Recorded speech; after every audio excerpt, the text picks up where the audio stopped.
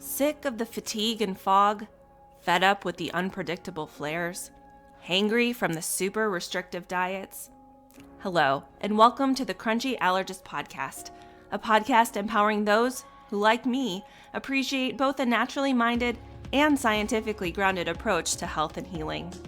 Hi, I'm your host, Dr. Kara Wada, quadruple board certified pediatric and adult allergy immunology and lifestyle medicine physician, Sjogren's patient, and life coach.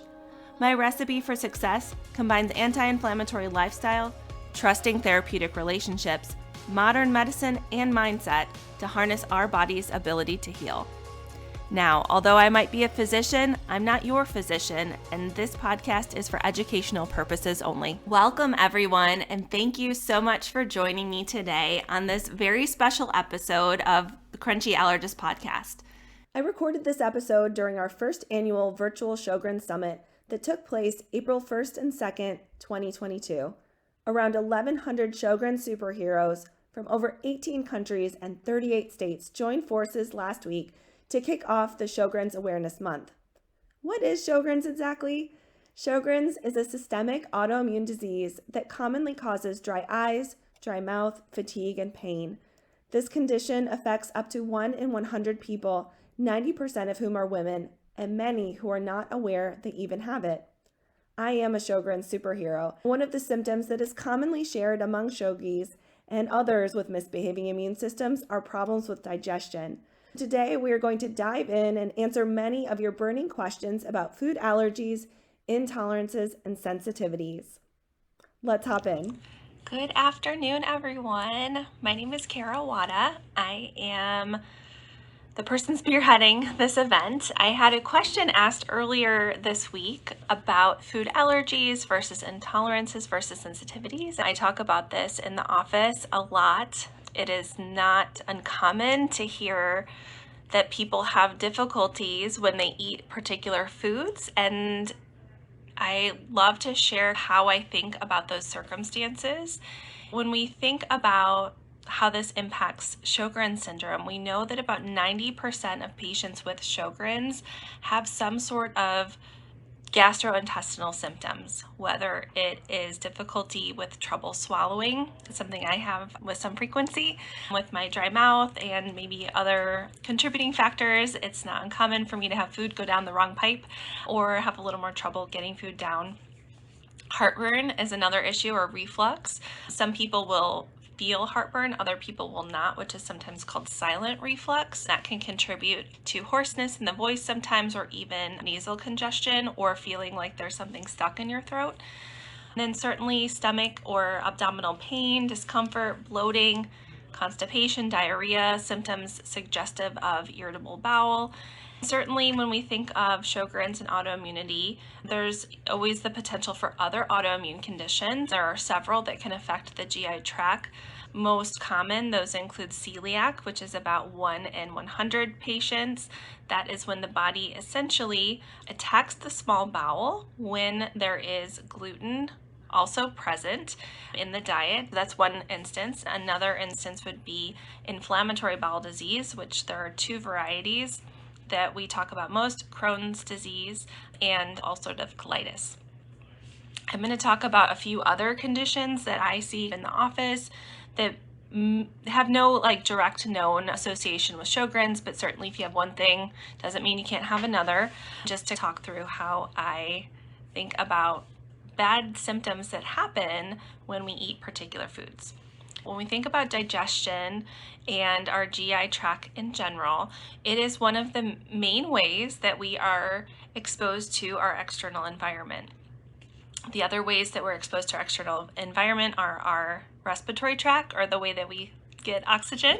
So breathing in, you'll hear from me on Saturday talking about that interface. Another interface that is really important is our skin. In each of these areas of our body, we are seeing interaction between the external environment, our own cells, and including our immune system cells, and also microbiome, the different bacteria and viruses and fungi that live in and on us.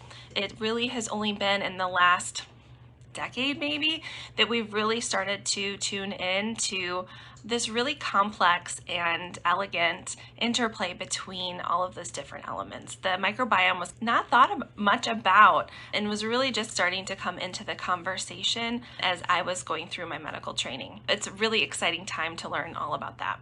Digestion starts in the mouth with our saliva. You'll hear Dr. Jillian talk a little bit about that as well. It starts when we start chewing food and then certainly makes its way down our esophagus into our stomach. There it should hopefully be an acidic environment, but sometimes we end up using medications that decrease the acid content of our stomach, especially if we're dealing with heartburn. And then after it has been digested in the stomach, moves to the small intestine, some additional enzymes and other substances are added to help continue that digestion process. That's also when we start to see more of the microbiome coming into play, helping break down some of the different sugars, carbohydrates, and other proteins and fats that we are digesting. And then as it is making its way through the small intestine, a big aspect of that is absorption of nutrients. And then it gets to the large intestine where things collect and things solidify a little bit more. That is where more water is absorbed. And you can imagine if what becomes our poop is taking longer to move through this large intestine, then that can lead to more constipation. Or if things are moving through more quickly, that could lead to looser stools or diarrhea. That's a basic overview of how food goes in and comes out. What are some of the things that patients will talk to me about when they come into the office, maybe having symptoms related to particular foods? How my brain is trained to think about things is thinking about what the symptoms are and then also thinking about what could be causing those symptoms to occur. I'm trying to think about that in a systematic framework so that we're not missing anything. The one aspect that we see and unfortunately had dealt with in our family is what we call true food allergy. In that situation, the immune system has recognized a particular food, typically protein, as the enemy. And it creates a protein called IgE protein or IgE antibody. It's allergic antibody. What happens is when that food protein interacts with that allergy protein, it triggers our allergy cells. Those allergy cells then release substances that make us potentially throw up, have itchy hives, trouble breathing, similar to like asthma symptoms, and or can pass out or potentially be fatal reactions. There are 9 foods that we think of that make up majority of these typical or these allergic reactions, but certainly there are foods outside of that list of 9 that patients will have allergy to. We have seen a pretty significant increase in the prevalence of food allergy over the last 2 decades. I won't dig into that as much as I could because I will otherwise be here for an hour and a half talking about this. There are lots of thoughts on why that's happening, and it's not one thing that's changed. It's in all likelihood a combination of things that have really resulted in that. Those foods we think about that are most common with true food allergy are milk, eggs, which is what my daughter Josie was allergic to, wheat, peanuts, the tree nuts, things like almonds, cashews, walnuts, so on and so forth, fish, shellfish, soy, and then sesame is the newest one added to the list. Again, other foods will come into play.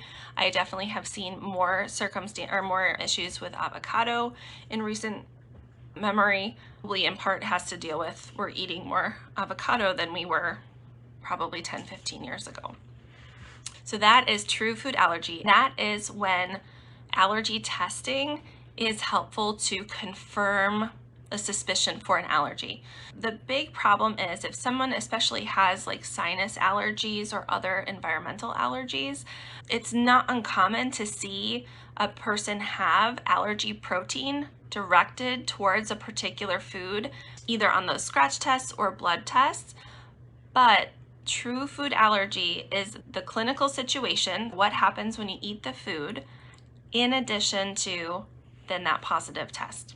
It has to be those two things. If you only have the positive test, we call that sensitization. It means your immune system has made a response, but it's not causing that actually you to have those reactions clinically. Maybe you have a small amount of allergy protein, either a small skin test result where you get a little hive bump or a small amount on food allergy blood testing. But if you're eating eggs fine, like you can eat a muffin with eggs or you can eat scrambled eggs without a problem, then you're not allergic. It's those two things together that make allergy.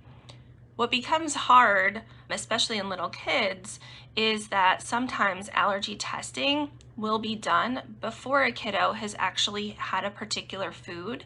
That's when it can be very nuanced to figure, okay, what would maybe be the safest way to see if they tolerate that food? When might it be safest to give them that food and see how they do? We have some levels for a few foods that kind of give us some ability to try to better predict if that will be tolerated or not. We were very fortunate with my daughter Josie that her levels were never terribly high. She had an episode when she was about 9 months old. She had some scrambled eggs. She ended up with some hives, rashes on her hands and her mouth. Then she ended up throwing up, so that would have been anaphylaxis. We did not have epinephrine at home at the time. Ideally, that would have been the ideal treatment for her.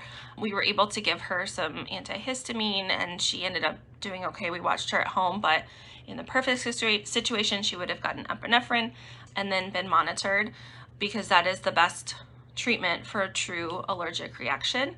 Knock on wood, she has outgrown her egg allergy. We were able to give her a supervised food challenge in her allergist's office almost a year ago. She has been able to eat eggs since then. Doesn't love them, but she will eat them. We're trying to keep that in her diet so that she can have a well-balanced diet and try not to have any potential of that allergy coming back. So that's true allergy. Celiac, as I mentioned, is another immune system response, and it is a response of the immune system in the context of seeing gluten. It's a protein that is found primarily with wheat, but also several other grains like barley. Essentially, the body makes white blood cells or immune system cells that then attack the small bowel, which then makes it really challenging for the small bowel to absorb nutrients. In about 1 in 100 people, we will see or find signs or symptoms of celiac. The main way that's diagnosed, or the gold standard, the best way to diagnose that, is through a scope, where they look at your small bowel and they get a little piece of the tissue and look at that under the microscope. That's the best way to test for it. But there are some ways to screen for it through blood work. Any of those tests are going to be most accurate if you have that testing done while you are still eating gluten. If you've been gluten-free for a period of time, more than 2 weeks or so, you can see that those tests can become negative over time. And that's actually a good thing overall, in that we want to see the body healing as you take gluten out of the diet, but that can be really challenging if you don't have the testing ahead of time, because some people may not have celiac, but they may have more of an intolerance to gluten or wheat, which I'll talk about in a little bit. It's really helpful to know that and be able to distinguish the difference. I really encourage people, if you're going to go gluten-free or do a trial of a gluten-free diet, to try to get testing, at least the blood testing, ahead of time, so that you know going in if this is going to be maybe celiac or an intolerance type situation. Okay, those are the kind of main immune system things we think about. There are some other immune system related conditions that we are still trying to work through exactly what is going wrong, but these are conditions that I help diagnose in my clinic, sometimes with the help of gastroenterologists or GI doctors, and sometimes on our own. One of those conditions is called eosinophilic esophagitis, EOE. This is another condition similar to food allergy and autoimmunity that we are seeing go up in its prevalence over the last several decades. Essentially, eosinophils we will call allergy white blood cells. There are several types of white blood cells we call allergy white blood cells. That would be one of them. We call them EOs for short because it's easier to say. and spell. Those cells should not be found in our food tube or our esophagus. In this case, they are there. What happens when they are there is that they can cause people to have food get stuck. Essentially, there's inflammation there, so food does not travel down the esophagus as well. This can be more problematic with foods that, from a texture standpoint, are harder to swallow, like breads. Chicken breast that is cooked too long and other meats can be a little more problematic sometimes with getting stuck. Rice is another one that will come up pretty often as well. Eosinophilic esophagitis, what we believe is happening is that there is, in many cases, foods that are implicated in this, but what's frustrating is those scratch tests that we talked about with the true food allergy. They are not very good at predicting which foods are going to be a trigger. What we think is happening is a different type of white blood cell that can make memory is likely involved. We don't have a great way of identifying or screening for that at this point in time. What happens with these patients many times is we have a conversation in the office. Would you prefer to use medication? Would you prefer to use diet, or a combination of the two is your first step in treatment? And then if it is dietary treatment, we talk about doing trial of particular elimination strategies. We know for EOE, the biggest culprit that we see is milk protein. That would be a situation where we may try taking milk out of the diet. Not only milk, but cheese, butter, yogurt, any sort of dairy protein. So that's EOE. There's another situation that we are seeing with patients called FPIES. Is a really long acronym, which you can Google, but essentially what happens for these patients, primarily kiddos, is that they will be exposed to particular foods. In this case, the implicated foods tend to be milk and soy in real little babies, like that maybe are either breastfed or doing formula or a combination of the two. Or as kids get a little older, we'll sometimes see this with other stangly grains or legumes, like different types of peas, beans, and certain vegetables like potato comes up too. Foods that you normally would not think of as a problem. My colleague, her little one, has a problem with oats. Another colleague, ironic, allergists with all these kids with different food allergy issues, but her daughter had issues with rice. But what happens is the kiddo or person will ingest that food that is the trigger food, and within about 90 minutes to 2 hours, so this is a little longer out from a true food allergy, which is more immediate, these kids will start throwing up, and it is profound. It looks like they have a really terrible stomach bug. And with little babies, because they don't have as much reserve, they can look really sick really fast. Many times what will happen is because there are no rashes or other symptoms, people will think that they have a bad infection, and they'll go to the ER, they'll get fluids, they may get worked up for something called sepsis.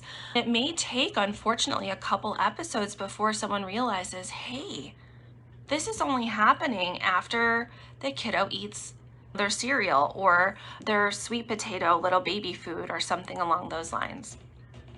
In adults, this is thought to be less common, but I do have a few patients who've had this happen. One has had it with poultry. I believe it was chicken, and in their case, we know that seafood is another food that will come up, and you can have reactions in this way as well. That's something that is described more often in the adult population that has this FPIES reaction.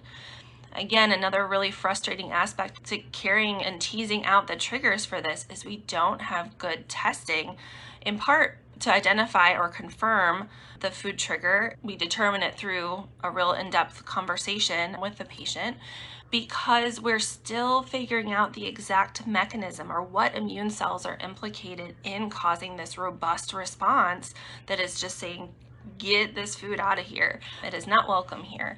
There is a lot of work going on, especially out of Mount Sinai in New York, looking at what exactly is going on, what parts of the immune system are implicated, and how can we have better testing modalities to help identify these triggers and also know when people are outgrowing. This is thankfully a situation that for little ones, they almost overwhelmingly will outgrow this type of reaction, which is really always the best case scenario. Let's dig into things that are more common.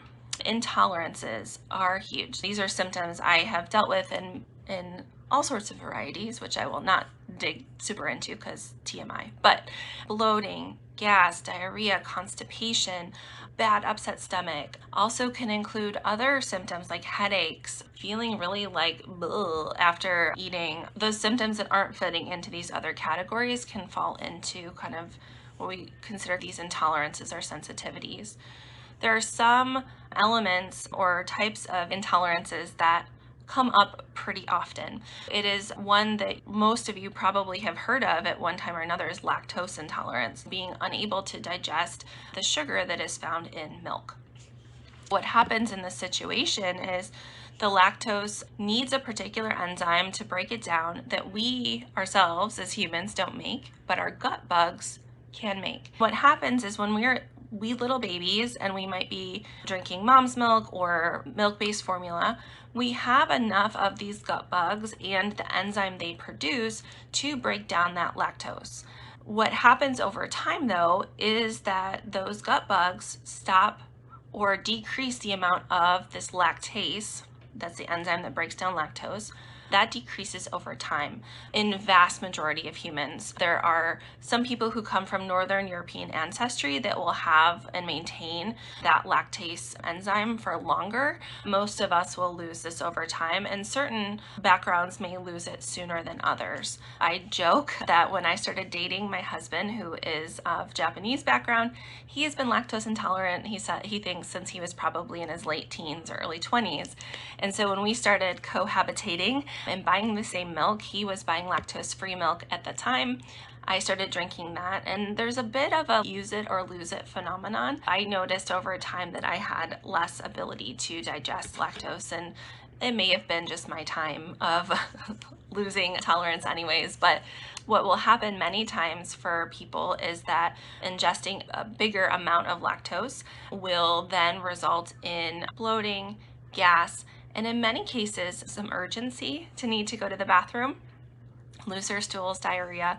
And in other people, sometimes milk can actually stop things up. And this has been more of my MO, is that if I have too much milk or cheese or lactose kind of situations, my digestive system pumps the brakes and is not very happy. One's a little bit different. Intolerances also, on the whole, tend to have a dose effect aspect to them. More often, people will be able to tolerate small amounts of a particular substance and have more difficulty or more symptoms when they're ingesting larger amounts. In the case of lactose, someone may do perfectly fine with a little Parmesan cheese on top of pasta or something along those lines, but having a big milkshake is like game over. That's of course the extreme, but that is lactose intolerance. What we've realized is that there are other carbohydrates and sugars that have similar properties to lactose, but aren't lactose. There are some doctors and researchers out of Monash University down in Australia that have done a good portion of the work on FODMAPs or FODMAPs, tomato, which are these other fermentable types of sugars that some of us don't digest well. Those fall into different categories, but if you've explored or dealt with these symptoms, you may have encountered or come across something called the low FODMAP diet, which essentially is a strategy to help identify which of these particular food groups may be more problematic. Lactose is one of these FODMAP foods or groups. Another that comes up includes gluten. This is where that gluten sensitivity or intolerance may come into play as well. There also is fructose, which is fruit sugar. Also high fructose corn syrup also come into play. That can be with a lot of processed foods and sweets, certainly. And then there are a few others that fall into this as well. What we realize though is that these particular carbohydrates and these foods also contain a lot of really healthy fiber that can be really beneficial for our microbiome or our gut bugs and help promote production of anti-inflammatory substances as well, called short chain fatty acids. We've had the pendulum swing from one side to the other of, oh, if you have these intolerances, maybe you should pull them all out and eat this low FODMAP diet. Really what we're realizing now is that no, maybe you use that as a tool to help identify better what foods are causing symptoms, then come up with a plan working with a dietitian or someone else who's well versed in this to try to help slowly but surely give those gut bugs a little bit of a workout by slowly reintroducing some of these different fibers into the diet so that you have a way of allowing your body to see them without making you feel absolutely miserable, and over time helping essentially rehab your microbiome. That can be really helpful. There are some strategies, for instance, with beans. There are some ways that you can cook beans or eat them. Start with particular types of them, which are going to help you digest them a little better so that you're not so gassy, bloated, feeling icky, but also getting some of the benefits of eating those as well. Another situation that comes up with intolerances that I increasingly am seeing patients for are something, for instance, histamine intolerance. There are other substances and that have biologic properties to them. Histamine is one of them. Histamine is a substance that our allergy cells make. It is preformed inside those little allergy cells, and it is the chemical that causes us to itch, to flush, to have, if it's released in our GI tract, to have stuff want to come out either direction. It is helpful if you are trying to fight off a parasitic infection, which is what its original purpose was, but not so helpful when too much of it is released day to day now. Interestingly though, particular foods have naturally occurring histamine, and or histamine increases in its amounts in like leftover foods. Some other foods that would have higher histamine counts are like foods that are fermented, or like sauerkraut and pickles and things along those lines. What can happen, and canned tuna and other things are also notorious for this as well. But this is again like a dose effect. So what can happen is if you're eating a lot of foods that are high in histamine and you're already sensitive for other reasons, maybe you're on some medications that decrease your ability to break down histamine, or maybe you have some imbalances in your gut bugs, that then you can have too much of this histamine floating around and have symptoms related to that. This is something we're still learning a little more about and how to best manage, but certainly we'll see. There are similar and related intolerances that can come up. So salicylates, another thing. Salicylates are, we think of them more as substances we use as anti-inflammatories. Things like aspirin is a salicylate, but salicylic acid and related compounds are also naturally occurring in particular foods. Some people can be more sensitive to those, and that would be something that sometimes may trigger like asthma-like symptoms. It can be really helpful if you are dealing with these sorts of issues or problems to work with a healthcare provider who is well versed in them, whether it's an allergist, immunologist, a registered dietitian, a GI specialist. Sometimes you may have to ask around to see who in your area is going to be that person that really has an interest and is trying to help people deal with these symptoms. One thing I was alluding to that will come up, and this is something that I'm seeing increasingly, and I'm trying to develop more comfort in identifying it and treating for it with my GI colleagues, is something called small intestinal bacterial overgrowth, or Sibo.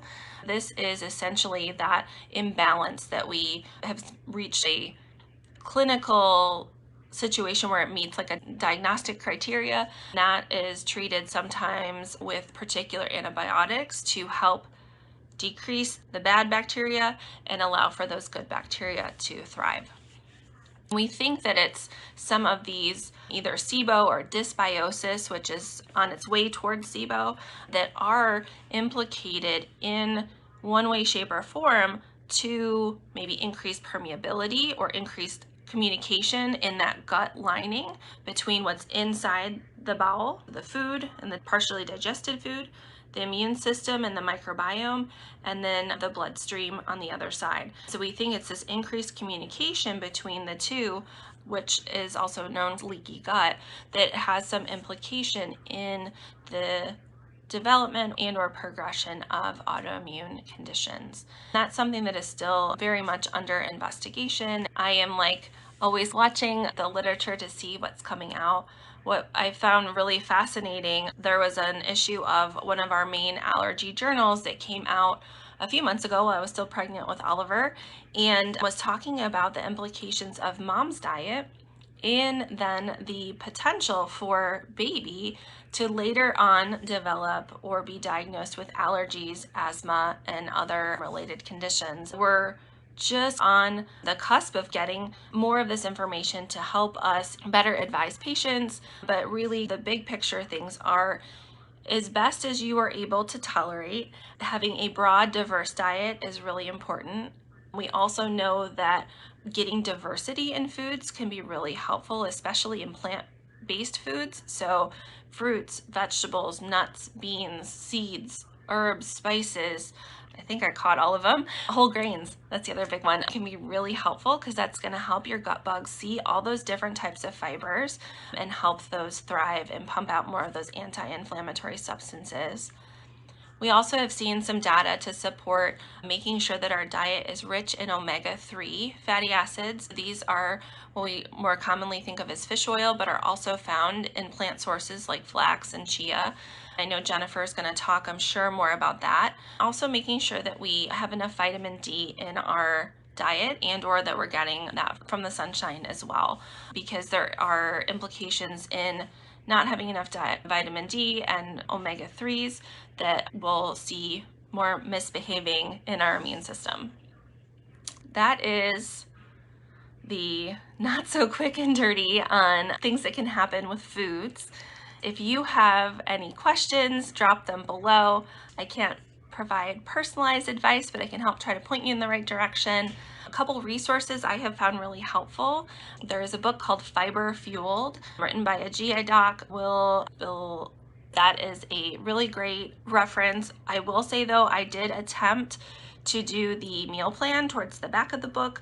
He is a whole food plant-based physician and really promotes that. We are more flexitarian in our household, but my personal opinion, the meal plan is a little too complicated for my lifestyle. It was delicious, the food was very good, it just a lot. And I tried that while I was on maternity leave, so I had more time to cook and shop and all those things and had some help, and it still was a little too much.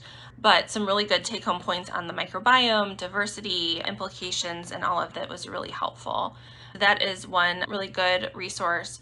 Another good resource is, I believe it's called Food Without Fear. I'll double check the title. If I'm off on that, I'll post the title below. That one's written by someone who's very involved in the food allergy scene, but she talks a lot about food allergy and things that mimic food allergy. That is another really great resource if you are trying to tease through all of this and having trouble connecting with someone locally. If you want to learn more about foods, implication of food in our Sjogren's journey, Jennifer Thorani is going to have her talk on Saturday. She is an excellent resource. And then I will be up with sinuses on Saturday too. Everything's going to kick off tomorrow morning, and the little surprise that I think will be really helpful, we have the times laid out. You don't have to tune in at those specific times. Everything's going to load both on the Facebook site and then on the login site, crunchyallergist.com/login, around 7 a.m. You can watch those kind of at your leisure. If you are wanting to tune in to the question and answer sessions, you will get an announcement through the VIP portal with the Zoom login information. I'm going to do my best to try to stream that in the Facebook group, but that is something I haven't been able to practice ahead. This is our first year. We are working through all the tech stuff and trying our best to bring the most value and education that we can to this, but understand this is our first time at this particular rodeo, so we're working through some of the hiccups with all of that. It's been a super fun learning experience, but it's a learning experience nonetheless. With that in mind, you will also see a link for a little survey afterwards, and we would love any feedback, particularly constructive feedback, because that's always a little more helpful than just the complaining. I hope each of you has a wonderful day. If you are curious about what you missed or want to purchase lifetime access to the first annual Sjogren Summit recordings, You can find them over at www.crunchyallergist.com. While you're there, make sure to subscribe to our newsletter and email list so you don't miss out on any future events. Thank you so much for joining us this week,